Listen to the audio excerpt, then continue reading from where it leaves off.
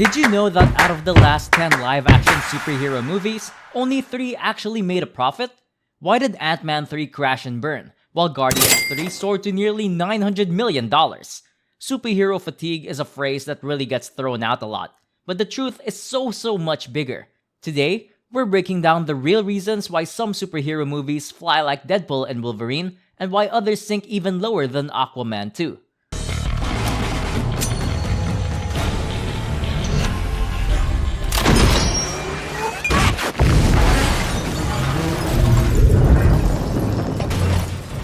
Long gone are the days where you could release a superhero movie and be almost 100% sure that it was going to make a massive pile of money at the box office. Today, if you want your superhero movie to make money, you gotta be very careful. Because not even super well-known characters like The Flash are guaranteed to make you money anymore. Superhero fatigue and oversaturation are phrases that gets thrown around like crazy and seem to be the go-to explanation for superhero movies flopping, but there is much more to it. In fact, simply looking at the box office, we gotta ask ourselves, shouldn't the people be just as tired of Guardians of the Galaxy 3 as they are of Ant-Man 3? Both are the third installment in their trilogies. Both have had previous iterations make a lot of money and garner great praises with their first installments, and decent ones with their second movies. So how come Guardians of the Galaxy 3 made so much money and Ant-Man 3 flopped insanely hard?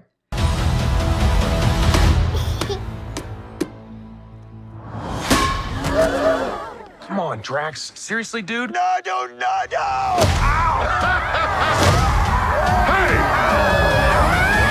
It's simple. One was great, and the other was very unimaginative and uninspired. Well, more so to the point, one had heart and a great villain, and the other looked pretty questionable, had one of the worst villains of the MCU, and had absolutely no stakes. Meaning, superhero fatigue really isn't a thing, but bad, uninspiring cash grab fatigue indeed is.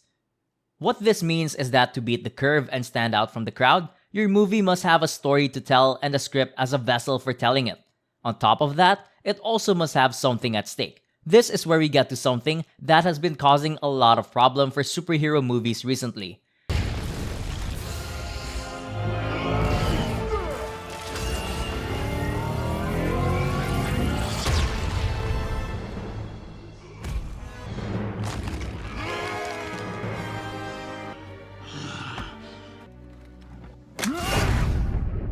Due to the fact that Avengers Infinity War and Avengers Endgame were a culmination of a story built up over the previous 20 or so movies, the stakes were at an all-time high.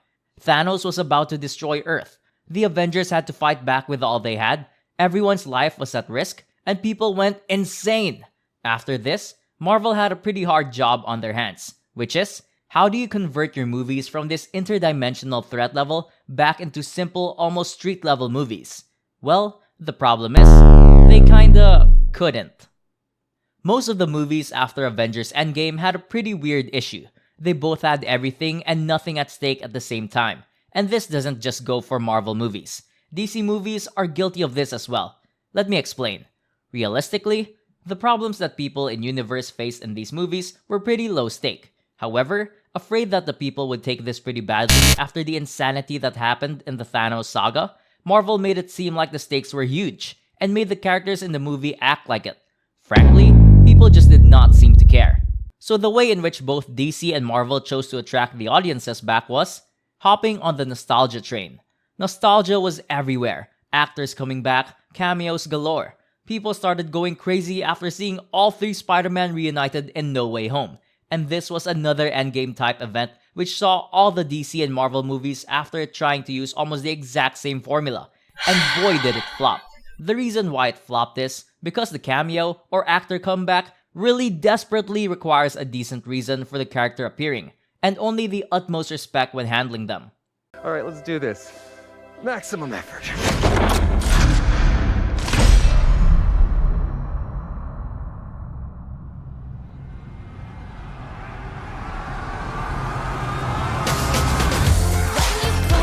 For the most obvious example of this, let's take a look at how Reed Richards was handled in Multiverse of Madness, and how Johnny Storm was handled in Deadpool and Wolverine.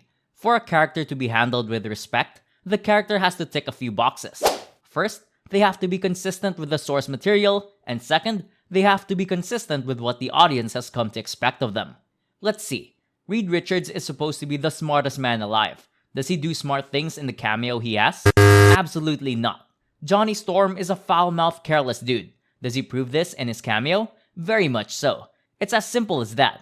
Deadpool and Wolverine is a prime example of how the nostalgia train can be ridden carefully, whilst respecting the characters and adding just enough cameos so that they can actually help either add to or progress the story forward instead of being there simply as a measly attempt to get more butts into the theater seats. The Flash, on the other hand, has also had much less success with their 3 Batman than the 3 Spider-Man in No Way Home. But that is not even close to the biggest problem that the Flash had. Another aspect which has heavily been on the decline ever since the time of Avengers Endgame and Zack Snyder's Justice League is the CGI. In fact, it's gotten so bad that it is one of the guiltiest parties for the absolutely horrific box office returns of The Flash. And this is, of course, in no way the fault of the CGI artists, that are already overworked, because of the awful policies companies have when hiring them in the first place. This all leads to the movie losing so much of its seriousness and it becoming really goofy and cartoony. A massive problem for superhero movies can often come from places far, far away from the likes of Gotham and Wakanda, and that is the actors' behavior in real life and messages often being shoved into the film so forcefully that even if one agrees, it is still hard to say that it wasn't done completely tastelessly. Captain Marvel, we need you to save the world. There she is. You're forgetting something. I'm invincible.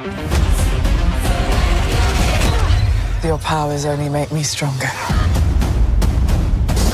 Just take a look at the Marvels. This movie tried so hard to push the female power message with their 3 female leads and it ended up being pretty underwhelming, and it is considered one of Marvel's biggest bombs in recent times. Is this because superhero fans don't like female superheroes? Of course not. Just take a look at how successful and amazing movies and shows like Wonder Woman or even Jessica Jones are, because they have actual characters that are compassionate, strong, and flawed. You see these characters and you relate to them, you understand them, and most importantly, they show you why they are great, instead of constantly telling you how great they are like in some other movies and shows. She-Hulk. I mean, just take a look at the X-Men. The characters in movies have always dealt with the themes of prejudice and discrimination, and that is something everyone feels when exiting the movie theater, because it has been shown to you through a great story and amazing characters. Looking at Deadpool and Wolverine again, and the success it has had, one can easily conclude that ditching the ways of pushing the movie's message down people's throats in favor of letting the message shine through the story and characters in its own right is absolutely the right way to go. When it comes to production problems and offset behavior, yet again we have to look no further than The Flash, and it is actually a movie which suffered so badly in all aspects of production that it is frankly surprising that it even ended up hitting the big screen at all. It went through 5 different directors, finally settling on Andy Muschietti.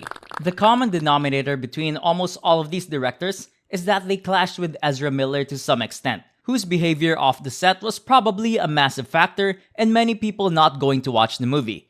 It would seem that for a superhero movie, on top of having good characters, having unproblematic likable actors is another factor which can either make or break the box office returns. At the end of the day, superhero movies aren't dying. Uninteresting and soulless ones are. Treat the characters with respect, tell a great story, and people will show up. Ignore that, and your movie will sink faster than even Madame Web. Don't forget to like, share, and subscribe to my channel.